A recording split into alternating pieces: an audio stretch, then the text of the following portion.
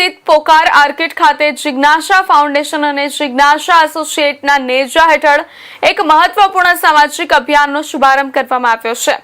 આ પ્રસંગે સંસ્થાના પ્રમુખ અશ્વિન ઠક્કરે વિસ્તારમાં ચાલી રહેલી સેવાકીય પ્રવૃત્તિઓ અને લોક કલ્યાણના કાર્યો વિશે વિસ્તૃત માહિતી આપી હતી। અશ્વિન ઠક્કરે જણાવ્યું હતું કે સમાજની સેવા એ જ અમારો સર્વોધર્મ છે। અમારી સંસ્થાનો મુખ્ય ઉદ્દેશ્ય સાયણ અને તેની આસપાસના વિસ્તારોમાં રહેતા જરૂરિયાતમંદ નાગરિકોને શિક્ષણ, આરોગ્ય અને અન્ય પાયાની જરૂરિયાતો માટે વધુમાં વધુ સગવડતા અને ટેકો પૂરો પાડવાનો છે। સંસ્થા દ્વારા સ્થાનિક સ્તરે જરૂરિયાતમંદ લોકોની મદદ માટે ચલાવવામાં આવતી વિવિધ પ્રવૃત્તિઓ પર ભાર મૂકવામાં આવ્યો હતો। જિજ્ઞાસા ફાઉન્ડેશન અને જિજ્ઞાસા એસોસિએટ કેવી રીતે સંયુક્તપણે સામાજિક ક્ષેત્રે યોગદાન આપી રહ્યા છે તેની સમજૂતી આપવામાં આવી હતી। આ સાથે જ સંસ્થા દ્વારા ભવિષ્યમાં હાથ ધરવામાં આવનાર નવા સેવાકીય પ્રોજેક્ટ્સની રૂપરેખા પણ પ્રસ્તુત કરવામાં આવી હતી, જેનાથી વધુમાં વધુ લોકો સુધી મદદ પહોંચી શકે।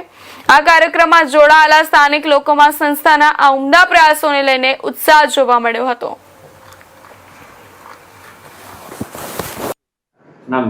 મારું નામ Ashwin Thakkar, all India anti corruption and human council રાષ્ટ્રીય અધ્યક્ષ તેમજ એડવોકેટ જિજ્ઞાસા ફાઉન્ડેશન ચેરમેન। ખાસ કરીને આજે આ સંસ્થાનું શુભારંભ કરવામાં આવ્યું છે।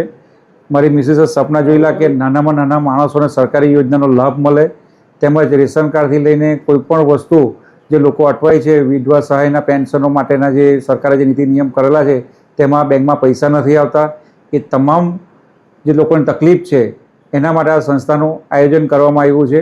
અને કાઉન્સિલની ઓફિસથી નીચેથી દર સોમ ને ગુરુવારે ઇકો ગાડી ઉપાડવામાં આવશે અને એ લોકોને સરકારી કચેરીમાં લઈ જવામાં આવશે અને ફોર્મ બોર્મ બધા અહીંયા જ ભરવામાં આવશે અને એને કોઈ પૈસા લેવામાં આવશે નહીં।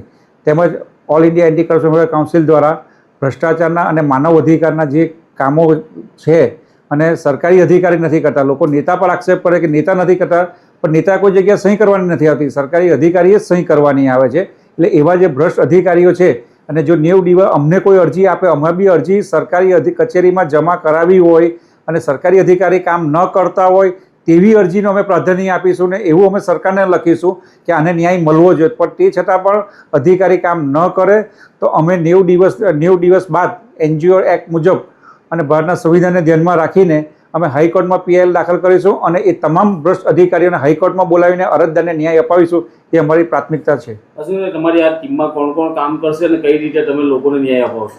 અમારી ટીમમાં મારી મિસિસે જે સપનું જોયેલું કે એસોસિએશન ચાલુ કરવાનું હતું, એટલે એ જ એસોસિએશન અમે ચાલુ કર્યું, એડવોકેટ જિજ્ઞાસા એસોસિએટ ચાલુ કર્યો। એમાં ઘણા બધા વકીલોની ટીમ વર્ક છે, કાયદાઓ ઘણા છે, એટલે કયા વકીલને કયો કેસ આપવો, જો કેસ જીતાતો હશે તો જ કેસ લેવામાં આવશે, પર્સનલ કેસ બી અલગ છે અને સરકારના જે સરકારી કચેરીમાંથી જે કામો લોકોને કરાવવાના છે અને સરકારી અધિકારી કોઈ કામ નથી કરતા, ગૌચરની જગ્યા છે કે એક્સપ્રેસ જે અત્યારે હાલમાં મુળદની અંદર 51-61માં એવોર્ડ અપાઈ ગયેલો હતો, કલેક્ટર ઓર્ડર કરે છે કે માપણી નોંધ, તે સિંચાઈ વિભાગના અધિકારી માનવા તૈયાર નથી। સરકારના 52,000 રૂપિયા 500 ભર્યા, કલેક્ટર નાયબ કલેક્ટર ઓર્ડર કરે છે પોલીસ ફરિયાદનો, એક વ્યક્તિ 2013થી મહેનત કરે 26 સુધી થયું। પહેલી જ આજે અરજી મુરત ગામની અમે લોકોએ આપી છે સરકારને, માન્ય મુખ્યમંત્રીશ્રી, ઉપમુખ્યમંત્રીશ્રી, આપણા ઈશ્વરસિંહ મંત્રીશ્રી તેમજ માન્ય મુકેશભાઈ પટેલ સાહેબ ધારાસભ્ય, સંસદ સભ્યને અમે લખેલું, તકેદારી આયોગને લખેલું છે। હવે એ લોકો તો એ લોકોને ફોરવર્ડ લેટર કરી આપે છે કલેક્ટરને કે નીચલા અધિકારીને કે તમે કાર્યવાહી કરીને પૂરું કરો, પણ એ નથી કરતા।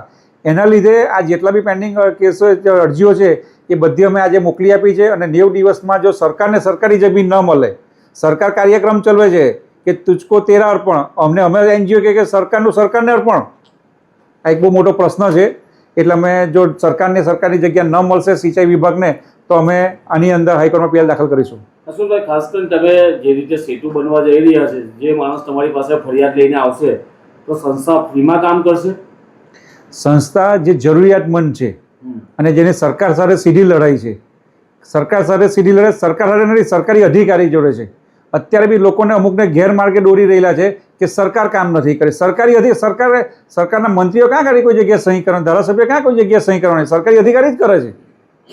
એટલે અમારી જે લડાઈ છે એ સરકારી અધિકારી જોડે છે અને જો કોઈ નેતા એ લોકોને ના પાડતા ન કરતા હોય તો ભારતના સંવિધાને સોગંદ ખાધા છે તે બદલી કરાવી લે।